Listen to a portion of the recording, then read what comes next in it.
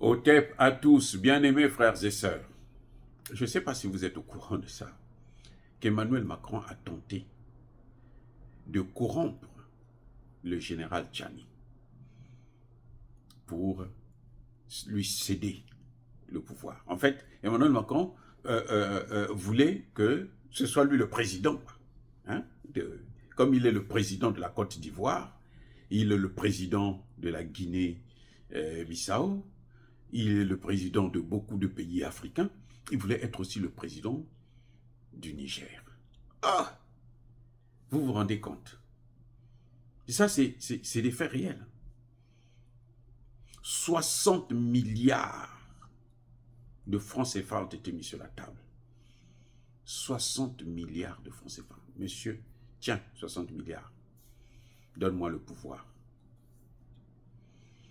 Entre-temps, ton équipe là, on vous achète des villas en Côte d'Ivoire ou à l'étranger, en France. On vous donne des passeports diplomatiques ivoiriens. Et là, la technique, la proposition a été faite via Alassane Ouattara, le même. C'est le même qui a dû appeler Assimi Goïta. Donc, Emmanuel Macron a cru que tous les Africains, pour lui, tous les Africains là, sont idiots. Parce que ceux qui tombent dans le piège, ce sont des idiots, vous le savez très bien. On peut dire tout ce que l'on veut, mais ce sont des imbéciles. Oui, ce sont des voyous, des criminels, comme Kagame, qui fait leur travail. Il a tué déjà 18 millions de Congolais. Mais il est quand même fier, il est content de se balader. On dit, ah, Paul Kagame, il a réussi, c'est un bon pays. Attendez.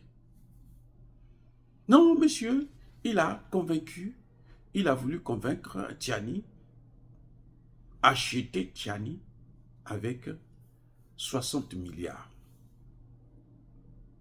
de francs CFA. 60 milliards. Là, le général Tchani était fort. Parce que ce n'est pas n'importe qui.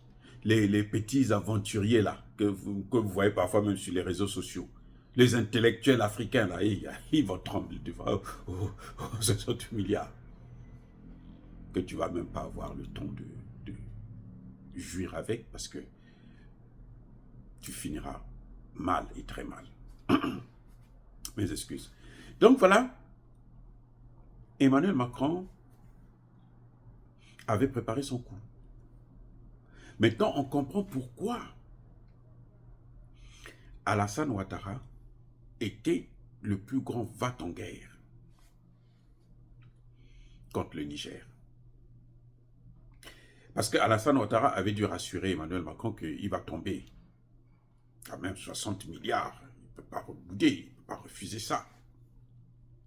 En plus, il aura un passeport diplomatique ivoirien, puisque pour lui, la Côte d'Ivoire, c'est l'Eldorado, qu'il entend de rendre en poussière d'ailleurs, puisque les Ivoiriens n'ont plus de maison chez eux-mêmes.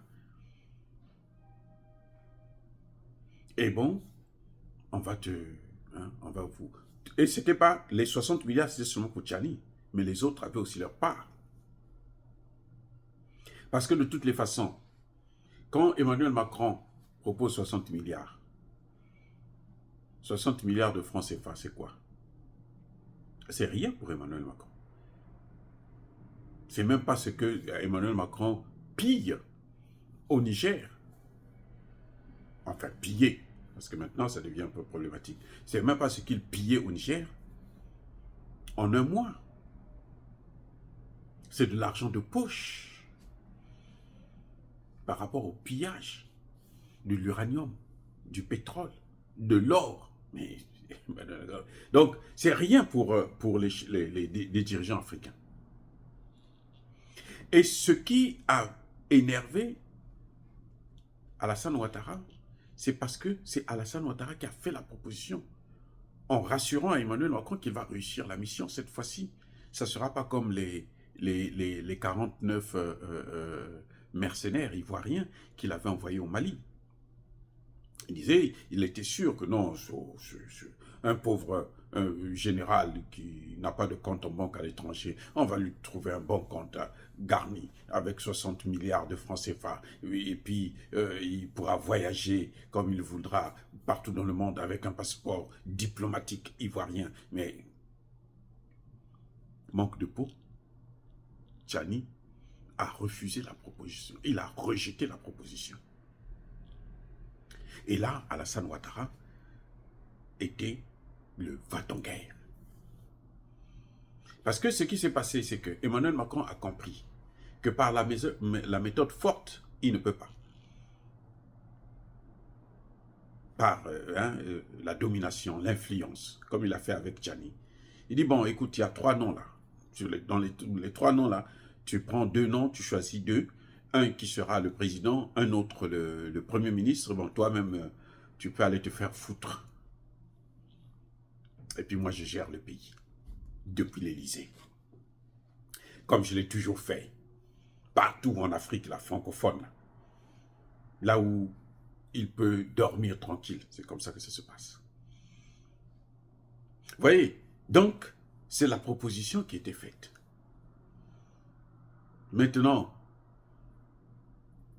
comme ça n'a pas marché, alors, on s'est dit, il faut changer cette fois-ci. On va maintenant proposer l'argent. Comme les Africains sont tous des affamés, nous les avons tellement affamés que, bon, on va leur miroiter de l'argent. Il y a des gens qui s'en fichent de la France, qui ne sont pas complexés par la France.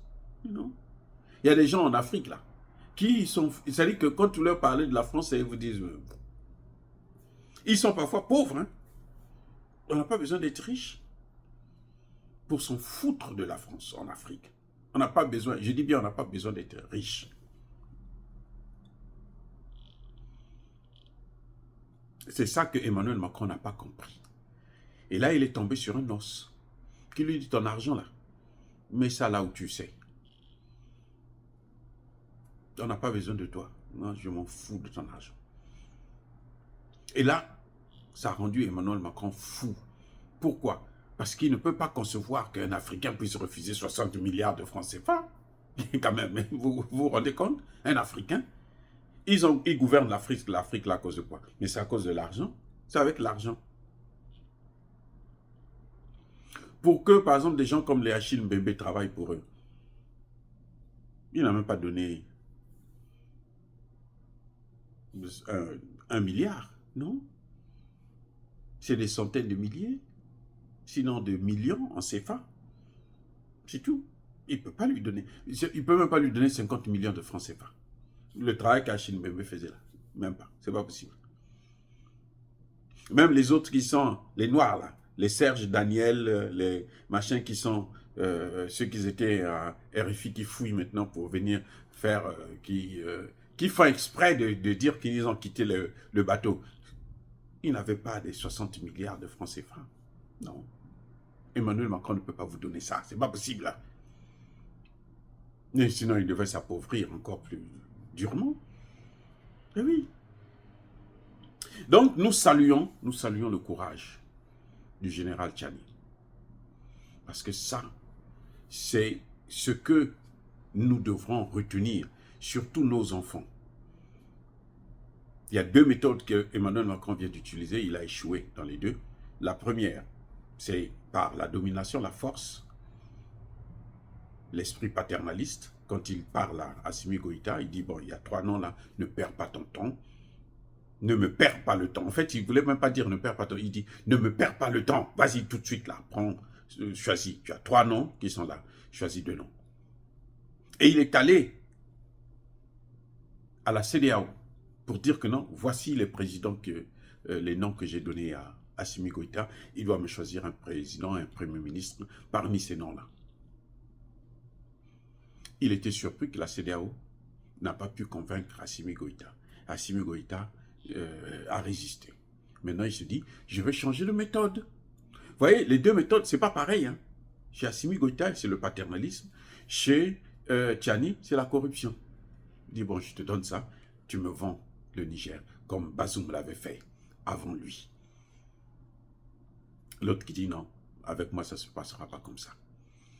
Et ça c'est des choses qu'il faut retenir dans l'histoire des dirigeants africains. C'est à saluer.